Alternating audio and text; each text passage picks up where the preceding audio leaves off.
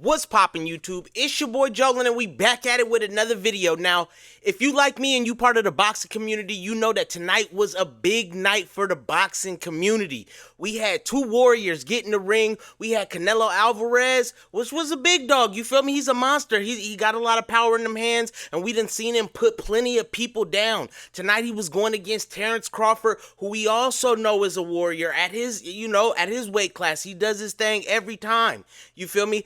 I ain't gonna lie. Let me know in the comment section before I even let y'all know. Let me know who you thought was gonna win the fight going into it, and be honest. Don't get to lying and get to changing it once you've seen the fight. You decided who you wanted to pick. Let me know in the comment section. But I'm not gonna lie. When I first seen this fight coming up, a few months ago, and they said it was going down, I was like, Terence Crawford is a little bit small to be fighting Canelo Alvarez. You feel me?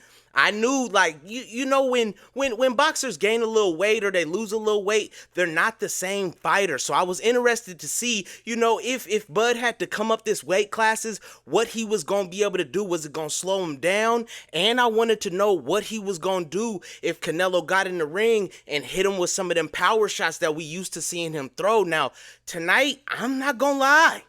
That nigga Bud surprised the shit out of me. Not only was he the better fighter in this fight, he was able to control the fight, stay off of that back leg. You know what I mean? Sometimes Bud, he'll move around. He's great with the counter, but I feel like sometimes he stays on that back leg a little too long, and that could be, it could be fatal. You feel me? Now, tonight, we seen him just outbox Canelo. The first couple rounds, I'm not gonna lie, I thought that Canelo was kind of just letting the young bull, you feel me?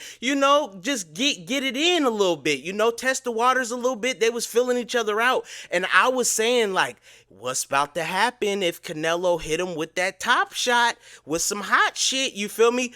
But he didn't even get hit with really no power shot until about 4 or 5. And then once we seen, Canelo hit Bud with it, and Bud reacted like, no. You feel me? There was a couple times when he was in the ring, Canelo would try to hit him with some shit. He would counter and just get hit back and just be like, no. You feel me? There was not one time that I seen Canelo hit Bud at all during this fight where he stumbled or looked hurt. Vice versa.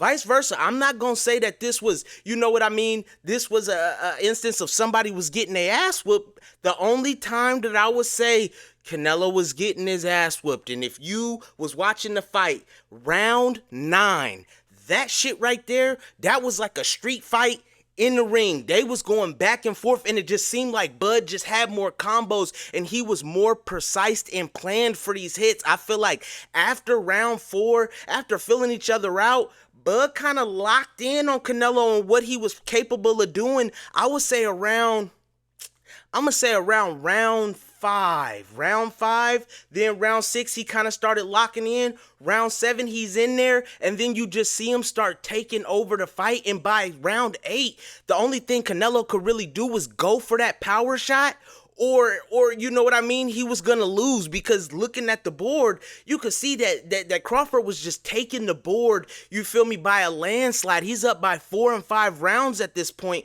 and it's like, yo, ain't really nothing you can do. And by round 10, you can see Canelo, he getting real frustrated in the ring. He's going for these shots, he's going for these big shots, and he's landing some big shit in the ring, but it's not doing what we thought it was gonna do. Bud, like I said, he just shocked the world. You know what I mean? By 10, Bud is already in there just feeling himself, and I'm like, hey, he better chill out. You know what I mean? Before he get hit and get knocked the hell out. But that wasn't the case. But we also seen in round 9 the little headbutt. You feel me? They said it's an accident, but I'm like, when you start getting frustrated and you start overthinking, you start making mistakes. Now, I'm not going to say that Canelo was trying to, headbutt him, but I'm like, I was hoping that they wouldn't try some, oh man, the gash is looking pretty big. We think we're going to have to, nah. Let them go in there and really, really get it in. But honestly, I'm just like,